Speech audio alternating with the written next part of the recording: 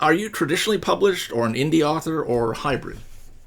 I've been hybrid in the past. I've done a couple of anthologies with some presses, but those have all kind of come down and come back to my, I guess, rights reversion. So I'd say these days I'm 100% indie.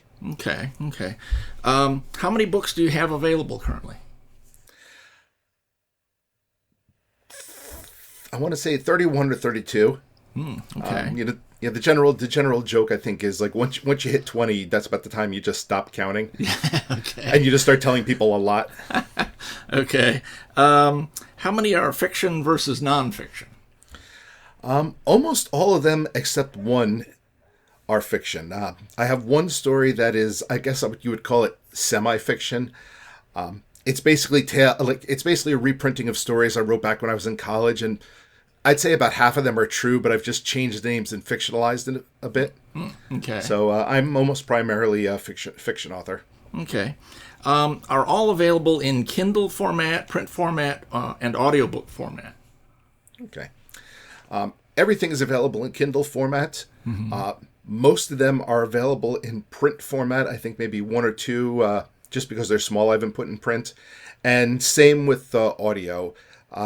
Everything that's novel-sized or larger is in audio or coming to audio. Okay.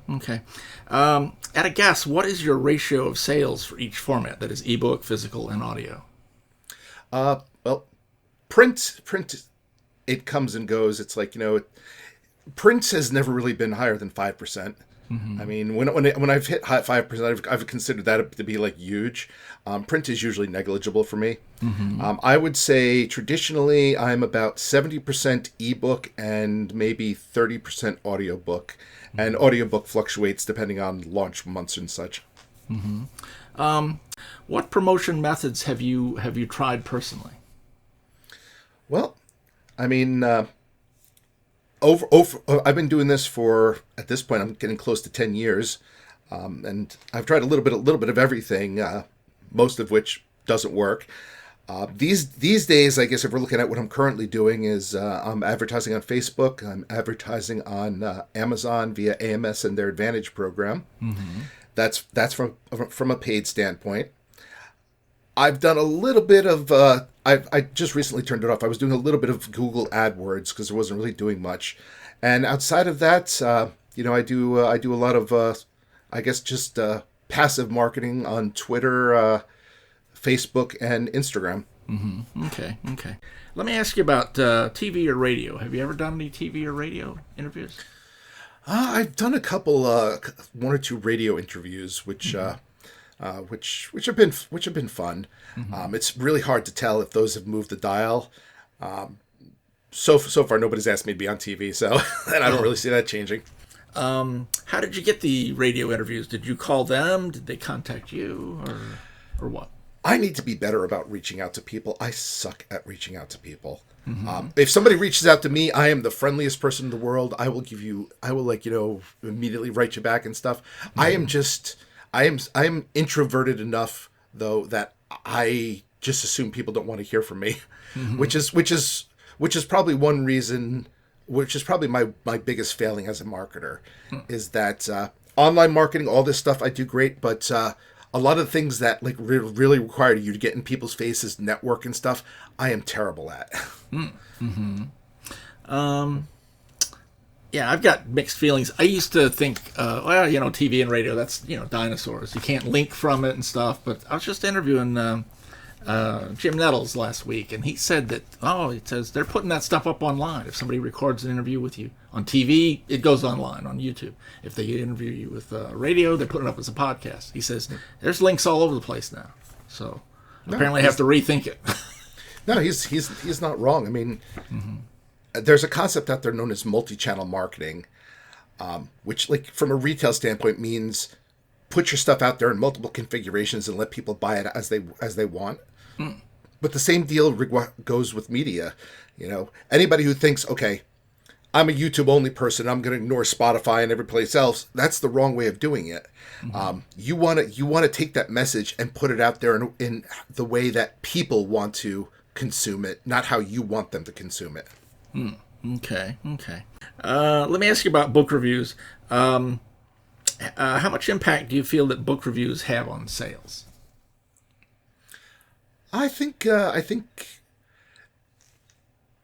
there's a lot of rumors out there that, like, hey, if you hit X number of reviews, Amazon does something, and most of that's BS. But I do believe that once a book has a certain number of reviews out there and a certain number of sales, Amazon will push it a little harder. That said, I also think readers are smart enough to smell fake reviews, so you never want to like play that game. Honest reviews, however, I mean, they're worth their weight in gold. It gives you like talking points. It also gives you feedback with regards to how to make your books better.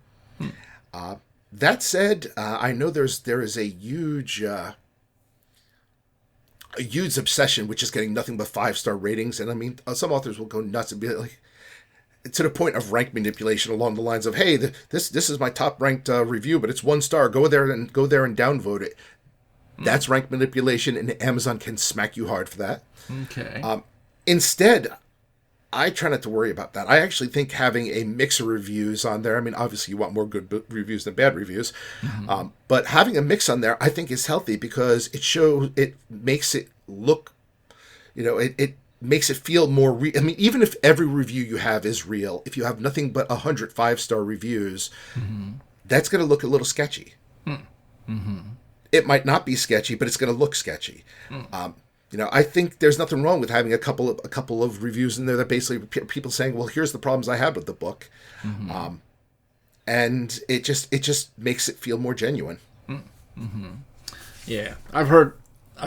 My take is that authors have become very, I guess, superstitious concerning reviews, having all sorts of weird theories and stuff like that. Oh yeah, it's pretty crazy. But I mean, also here's the thing: bad reviews can be helpful too. First of all, you can get some really good feedback from a bad review, and secondly, so one of my series has a lot of cursing in it, a lot of cursing. And so the first couple of reviews are like 1 stars along the lines, because I used to put disclaimers on the book saying, hey, warning, this is an adult book and it has cursing, and nobody reads disclaimers. I might as well have just been jumping up and down, in my closet for all the good they did. Okay. However, having 1 or 2 reviews saying, oh my God, I can't believe there's such bad language in this book, that actually is helpful to me because it keeps other people who are going to do the same thing from reading that book. And quite frankly, they're not my audience, so I don't necessarily want them reading the book. Ah, I see. Okay.